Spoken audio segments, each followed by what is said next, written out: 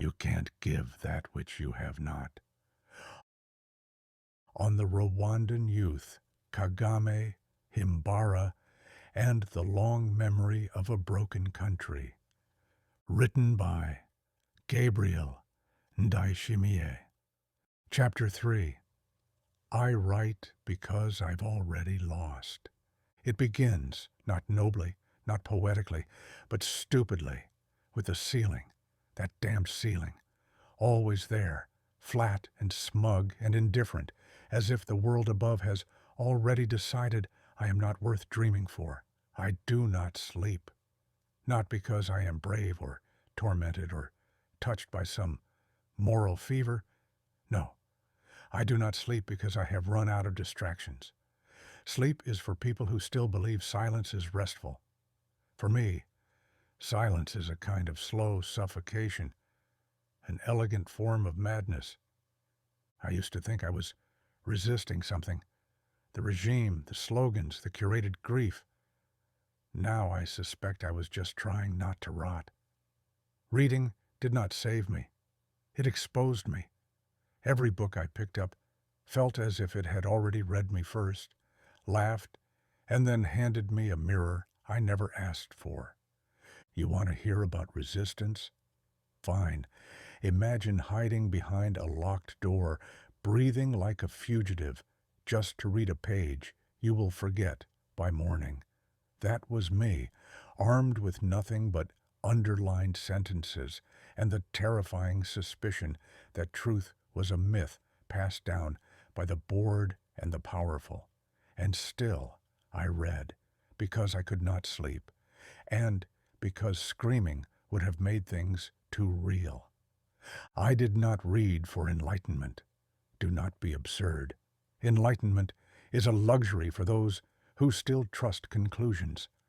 I read the way a prisoner scratches at the walls, not to escape, but to prove I existed. The books were not assigned. That is why they mattered. No teacher blessed them. No curriculum approved them. That made them dangerous, or maybe just honest. One had no cover, just feverish notes in the margins, as if someone had argued with the pages and lost. I devoured it. Not the story. God, no, I barely remember the plot, but the feeling that someone, somewhere, had dared to write outside the lines, that perhaps language could wound more than it soothed, that maybe peace was not holy, just heavily policed. In a country where everyone chants in unison, reading became my off-key muttering. I did not want salvation. I wanted interruption, a crack, a sliver of doubt, something, anything that did not smell like rehearsal. They told us obedience was virtue, that to memorize was to honor. So I performed. I performed so well, I almost believed it. I became a model student, disciplined, polite, invisible. I learned to disappear without absence, to speak without saying anything. That is how you survive, is it not? You salute, you recite, you applaud, and in return, they let you stay. But reading ruined that.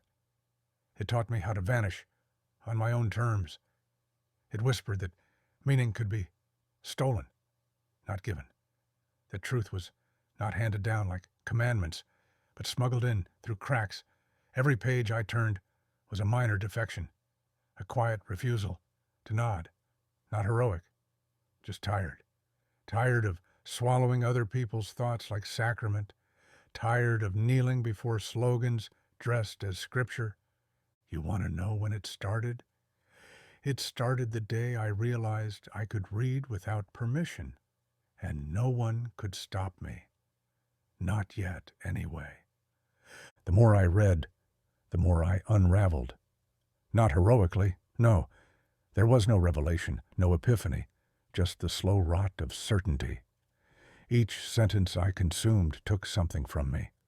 A belief, a habit, a comfort I did not know was stitched into me. I began to suspect that the books were not offering answers, only better-worded disappointments.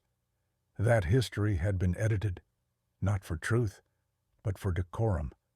That mourning had become performance, and I was clapping on cue. They want you to believe that silence is noble, that stillness is strength. But what if it is just anesthesia? I began to see ghosts behind every anthem, slogans like tombstones, hymns that smelled faintly of erasure. I was not learning. I was being unmade. Each paragraph peeled something off. Not ignorance, no, something worse, loyalty. And once that is gone, there is no going back. You are awake now, alone, suspicious of everything that ever made you feel safe. I started hiding the books, not from others, from myself, tucking them between mattresses, behind toilet tanks, inside hollowed-out folders labeled math practice, as if their presence might betray me, as if ideas could leak. Because once you read enough, you do not need pages anymore. The sentences start to echo even when the book is closed. They haunt you in the mirror. They shape your silence. I found myself staring at teachers not with admiration, but with suspicion. Every smile became a threat, every praise a test. I answered politely, always. But in my head, I was rewriting their sentences, scratching invisible footnotes into the air. I was not rebelling. Do not flatter me. I was rotting from the inside out, becoming hollow in the shape of something unspeakable. My hands trembled, not from fear, but from the weight of unasked questions. You think this is awakening? This is the prelude to collapse, a soft undoing, a quiet disloyalty even I could not name yet. There is a sickness that comes from thinking too much in a place that rewards obedience. You begin to itch under your own skin. You sit in classrooms and feel the walls lean in as if they are listening for betrayal. Every textbook becomes suspect. Every national holiday tastes like ash. I remember watching the flag rise one morning, perfect choreography, hands over hearts, eyes lifted like saints. I looked around and realized I was the only one blinking. That terrified me. Not because I feared punishment, though I did, but because I feared I might be right, that something was wrong, that the anthem was not a song, but a spell, and I had been under it. Still was, maybe. Still am. Because even now, part of me wants to believe in the choreography. It is cleaner. It hurts less. But then the other part laughs, bitterly. Because once you have started questioning, there is no dignified way back to innocence. There is just pretending. And I am not a good liar. Not anymore. There is no glamour in this kind of awakening. It does not feel like freedom. It feels like exile from your own skin. Like watching your reflection mouth words you no longer believe. You start to speak in the two languages, the one that keeps you safe and the one that keeps you sane. In public, I nodded. I applauded when required. I whispered the approved names with the right solemnity. But inside, I was screaming in margins, carving doubts into silence like graffiti only I could read. I envied the believers, not because they were right, but because they looked so whole, so intact. I, on the other hand, was splitting. Not cleanly, but like a bone cracked lengthwise. I envied their ease, their certainties, their slogans, and yet I could not go back. I had crossed into that cursed terrain where every comfort smells faintly of deceit, and even your own hope feels compromised. I was not enlightened. I was contaminated, infected with vision. They did not arrive all at once. First came the silence, the kind that hums just before something cracks. Then the voices, not loud, not dramatic, just present, like mold on a wall you have trained yourself not to notice. Kagame spoke first, of course, he always does. Calm, controlled, the kind of calm that has been rehearsed, sanded down, deodorized. Why disturb the peace we bled for? He asked, not unkindly. What have you built that gives you the right to critique? His words were architectural, clean lines, no dust, the kind of rhetoric that leaves no room for rebuttal, only guilt. I almost nodded, out of habit, out of exhaustion. Then Himbara, sharper, less polished. His voice came like a paper cut, quick, stinging, unexpectedly intimate. Do not speak of peace without naming its price, he said. Loyalty is not a virtue when it conceals theft. His tone was not righteous.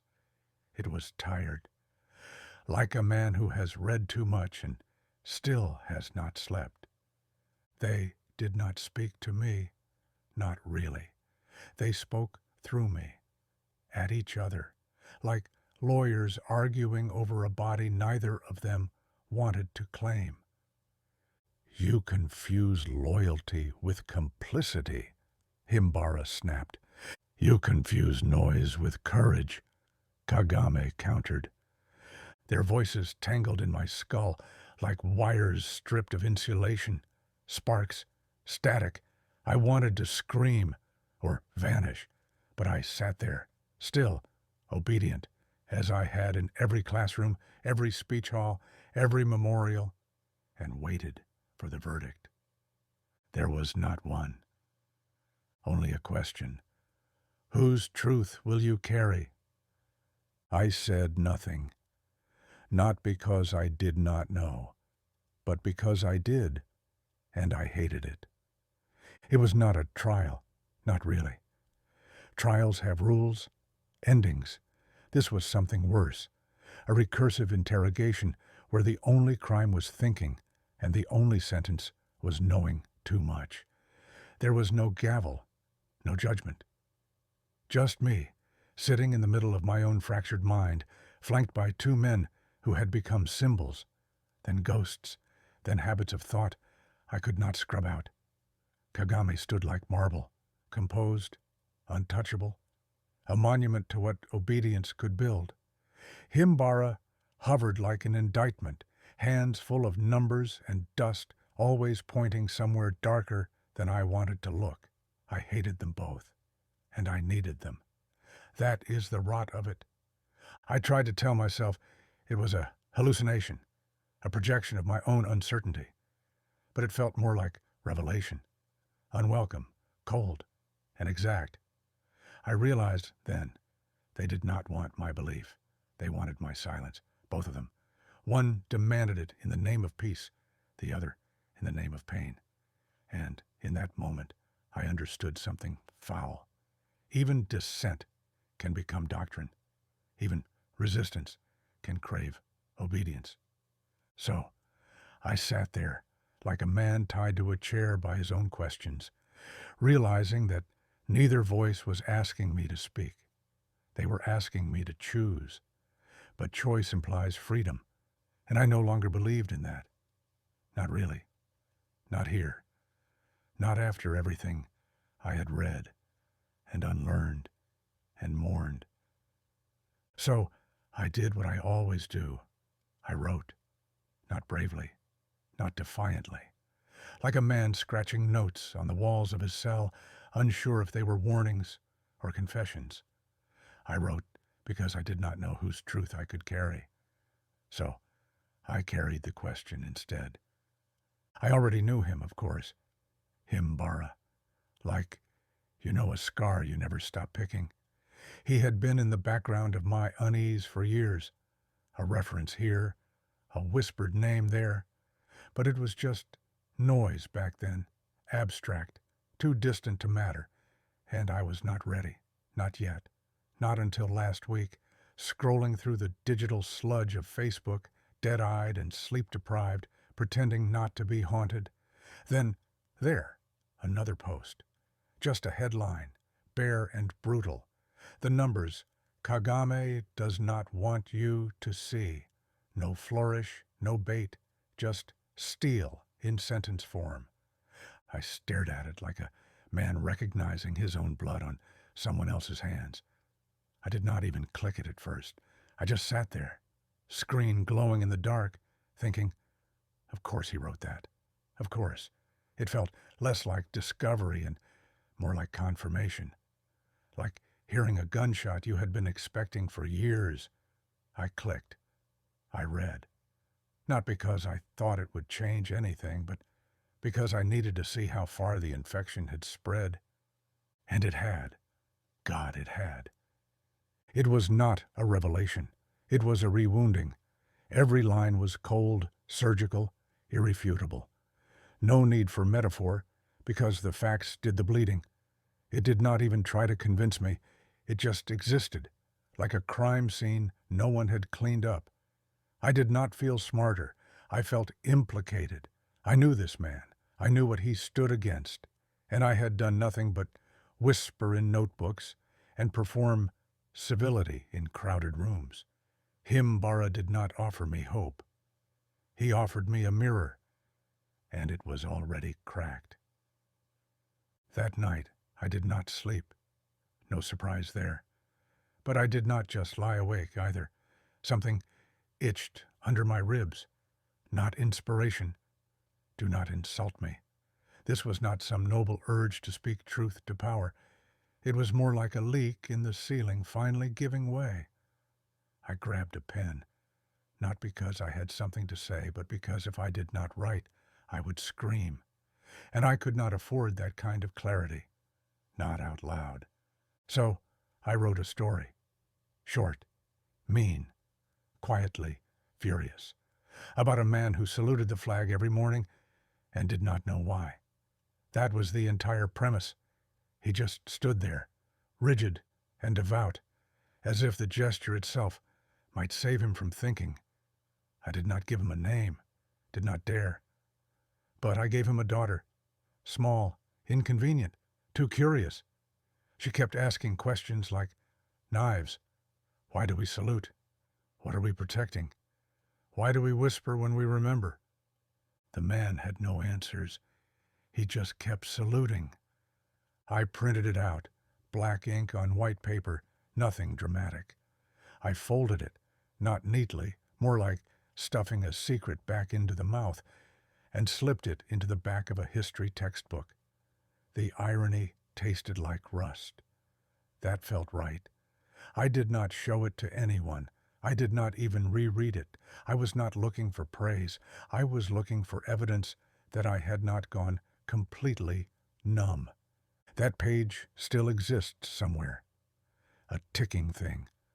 A quiet threat to someone who might one day turn to Chapter 7 and find instead a question the state forgot to erase.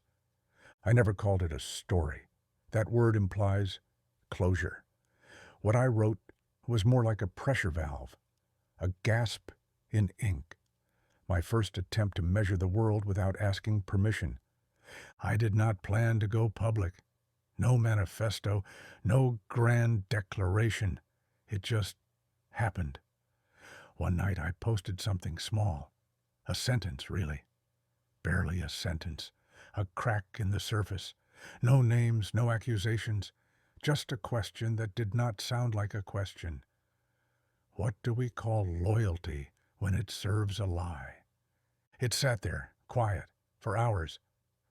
Then the reactions began, not outrage. Worse, silence. People saw it. I know they did. They always do. But this time, no likes, no comments, just a few quiet removals. A cousin unfriended me. An old schoolmate messaged me privately. You okay, bro? Code for, take it down before someone else sees. I left it up. And then the real shift began. Small things. A teacher's smile that tightened just a little too fast. Friends who stopped replying. Invitations that never arrived. At family gatherings, I learned to speak in neutral tones. I became a master of rhetorical camouflage. But the air was different now. charged, measured. I was being watched, not by the state, not yet, but by the people who loved me, who now did not know if I could be trusted. They were not angry. They were nervous. That is worse. Anger you can argue with. Nervousness turns you into a liability. Some told me, gently, that I was changing. They meant it as a warning.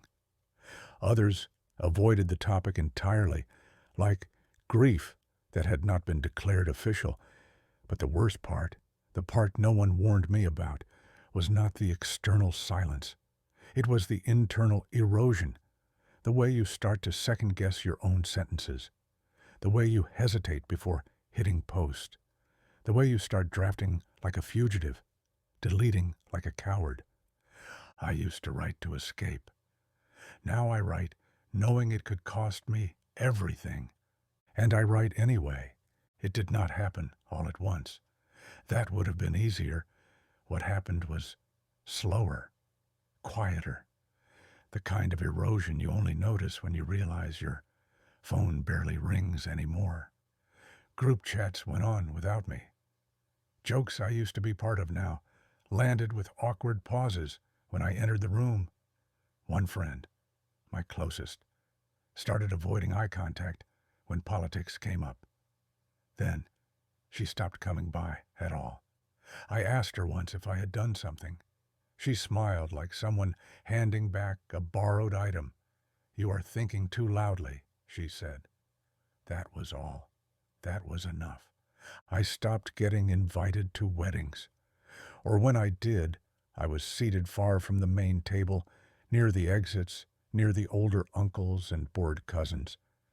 At work, I noticed how people spoke more carefully around me, as if truth might be contagious. I became a living rumor, not openly condemned, just adjusted for, as if I were a problem of etiquette, not conscience. A chair with a missing leg they did not want to throw away, but no longer trusted to sit on. Once, after I posted a clipped paragraph about mourning and the market economy, just a few bitter lines about grief being sold by the yard during memorial season, I got a call. Not from the police, no, from my aunt. "Are you trying to get yourself watched?" she asked. She was not angry. She was terrified for me. And in that fear, I heard something worse than censorship, love, contorted into silence. She did not ask me to stop because I was wrong. She asked because she knew I might be right. And that made me vulnerable. That is the true cost, not persecution, displacement. You become illegible to your own people. You sit at dinners and smile while the anthem plays on television, and no one notices how your hands shake. You learn to translate your thoughts into acceptable phrases, then resent yourself for doing it so well. You keep writing, but you no longer expect to be understood. And when someone does understand, you grow suspicious of them too. What do they want? Why have they not left? I have not been arrested. I have not been threatened. That would at least give this story a headline. No, what I have been given is something worse. Plausible deniability, a slow vanishing, a quiet reminder that in places like this, you do not have to be silenced to be erased. You just have to be inconvenient. The state does not ask you to forget. That would be too obvious. No, it teaches you how to remember, politely, predictably, on schedule. Grief, here, is a performance, a choreographed silence held just long enough for the cameras to capture.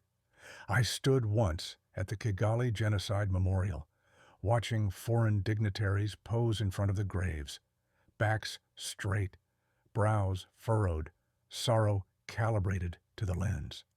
I watched school children recite mourning poems, every line rehearsed to perfection. Some of them rhymed. It felt less like lament and more like a press release. Vendors nearby sold miniature flame sculptures, T-shirts printed with "Never Again" in bold serif fonts, imported fabric stitched into dresses for grief that had become seasonal.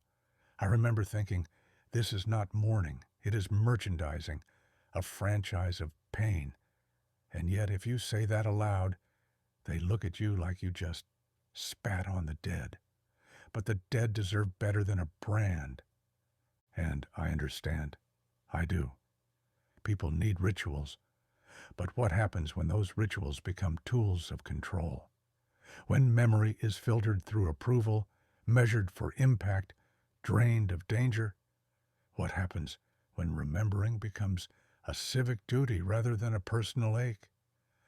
I once asked a teacher, softly, why every memorial speech sounded the same, why the names we honored were always the ones approved by the ministry, why grief had to march in formation. He looked at me like I had peeled something sacred open in front of children. Some things, he said, must remain sacred. But sacred to whom, and at what cost? You start to notice it everywhere. Pain, wrapped in velvet, displayed like museum glass. The state does not deny the past. It curates it, shapes it into a moral lesson, always pointing in the direction of loyalty. The message is clear. We gave you peace. Do not ask what it cost. And so we mourn like citizens, not survivors. We cry in rhythm. We light the same candles, wear the same fabric, recite the same lines. Because if your grief is not approved, it is dangerous. And if it is dangerous, it must be untrue.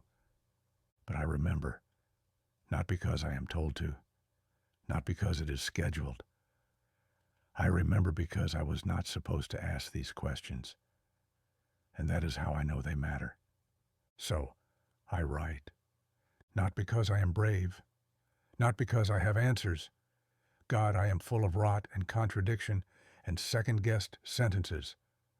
I write because it is the only thing left that does not lie to me, because speaking out loud costs too much, and silence costs more. I write like someone lighting fuses in the dark, not to explode anything, but just to prove the room still has oxygen. I write because the anthem no longer soothes, the slogans itch, the grief feels least, because I no longer trust comfort. I write because I am tired of nodding at speeches, of rehearsing mourning, of watching truth get trimmed to fit the occasion.